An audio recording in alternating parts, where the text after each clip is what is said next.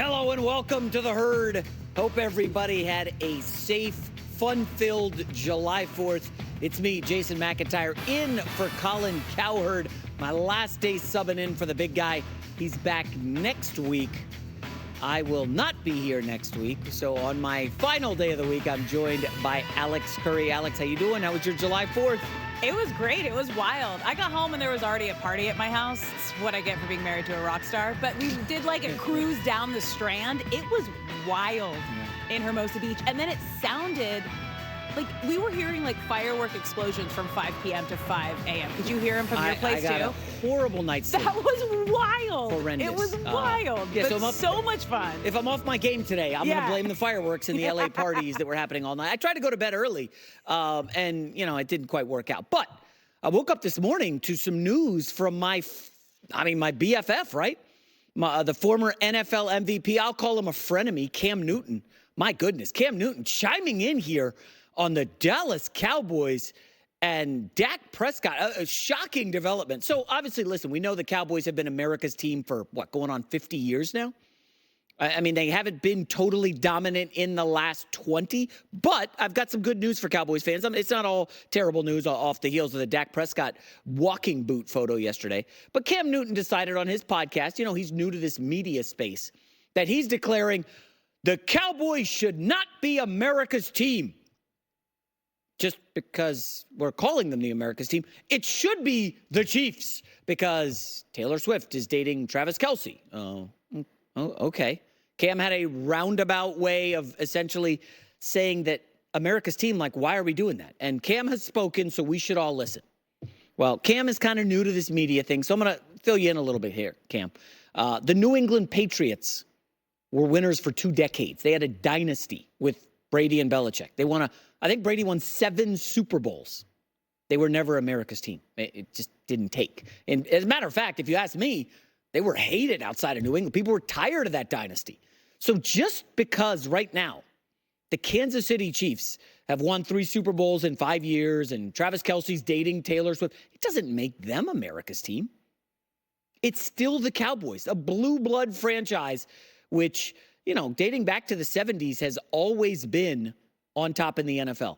And listen, they play on Thanksgiving every year for a reason. The Dallas Cowboys haven't had back-to-back losing seasons since 2002. Folks, the Cowboys have been really, really good. Just because they haven't had postseason success doesn't mean we should strip the America's team moniker from Dallas. All I know is when I was a young NFL fan in the 90s and the Cowboys were dominant, and then the internet comes up and you got the starter jackets, everybody was a Cowboys fan. Everyone. Not just teenage girls under 13 who love the Chiefs now because of Taylor Swift. I don't know, Cam. It just felt a little weird, like you were trying to, engagement farm, perhaps. I think J.J. Redick would be proud here in the down season in the NFL. You're engagement farming, using the Cowboys to kind of cut through.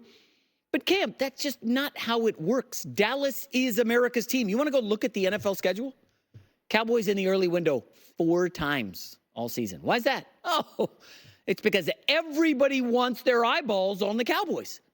They're in prime time all the time. They're in the 4 p.m. window all the time because they got fans all over America. Hell, Cam, I don't know if you noticed, but on July 4th, a photo emerged of Dak Prescott in a protective walking boot. And the NFL media went to DEFCON 1. It was panic time. And everybody freaked out. Oh, my gosh. Oh, here he is. Dak Prescott, a walking boot. Trey Lance, is he going to be starting week 1? People went ballistic. They lost their minds over a photo of Dak Prescott in a walking boot. This is America's team. This is what they are, Cam. And, we'll talk to someone later in the show, a great guest who actually has texted with with Dak Prescott about the injury. It was preventative. He was going fishing. Stand down, everybody. It's going to be okay. But this is what comes with the territory of America's team. I know, Cam is not as high on Dak Prescott as I am. And Cam is the king of hot takes and hats. Dak Prescott right now has led the Cowboys to 3 straight 12-win seasons. I think he should get paid. Here's Greg Cosell talking about Dak Prescott as we enter this season. at his core, what he is he's an executor and a ball distributor, and he's good at it. Now, obviously, when you get into the playoffs and play better defenses, depending on who you're playing, you really have to be efficient. One of the issues they have, and they're going to have it this year, is the run game. They do not have a running back. If you look at what Ezekiel Elliott's tape has shown the last 2 years, he's certainly not a back that can carry 230 or 240 times. And Dak, because of the style of quarterback that he is at this point, as I said, a distributor, he needs a complete offense. He needs a run game to be effective. Yeah, we all do. That was from the Ross Tucker podcast. Greg Cosell, good stuff. He comes on this show, as you guys know. But listen, I'm not as down on Dak as everyone else. Obviously, it's a massive season with the McCarthy situation looming, CeeDee Lamb, Micah Parsons. I'm not saying Dak Prescott is some world beater. I think he's good. I think he's a top 10, 11 quarterback in the league. But to try to steal the moniker and say, Dallas is no longer America's team. Cam, hey, I know you're new to this media stuff, but nice try. It's a bit of a miss. Let's move to the NBA, where LeBron James and all the biggest stars in the league will descend upon Vegas for USA basketball training camp. They will train in Vegas this week. Then they will battle Canada, I believe, next week, and as a tune-up for the Olympics. But at training camp, you guys can take a guess what the biggest story is going to be. 39-year-old LeBron James. And boy, what a rough summer for LeBron, huh? I mean, goodness gracious. The guy handpicks the Lakers' next head coach, his podcast buddy. Then he gets the Lakers to draft his son in the second round and give him a big fat contract. It's dripping with hate, folks. You know it's coming. And then LeBron says, I'll take less to bring in free agents. And then they don't get anyone. Oh, wow.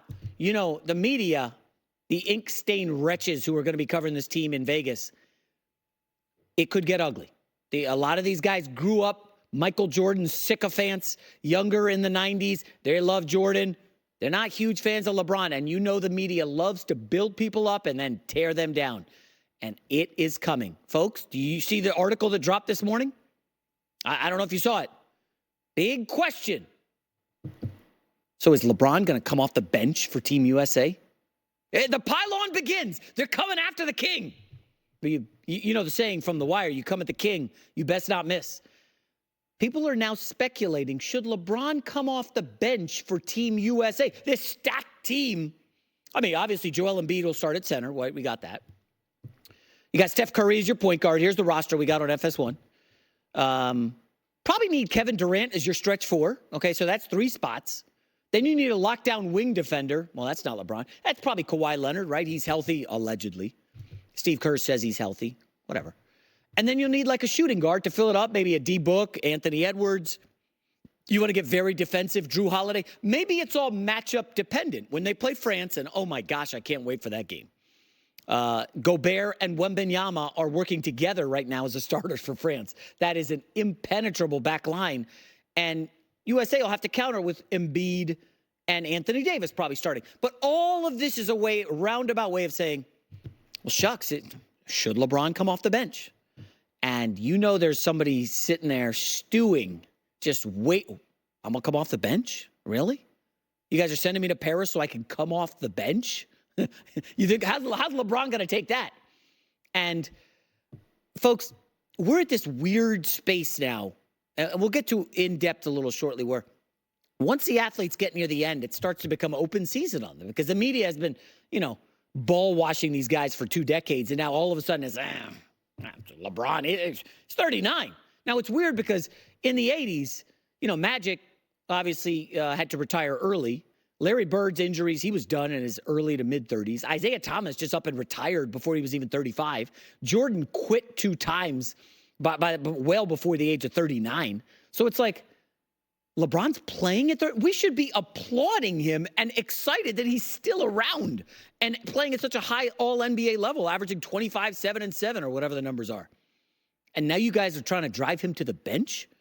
Listen, we know that commanding control of a team and the court and just owning everything is a space of basically 3 guys in the NBA right now. 3 people do it better than anyone. Anybody can score. Anybody can be a pure point guard. Anybody can rebound. But when you've got somebody who does all those, Nikola Jokic, Luka Doncic, and LeBron James. They're still the three best at totally controlling all the pieces on the chessboard. They've got everything, manipulating defenses. They're the three best at it. Two of those guys, they're not playing for USA, obviously. And by the way, Luka Doncic has a seismic battle against Giannis tomorrow.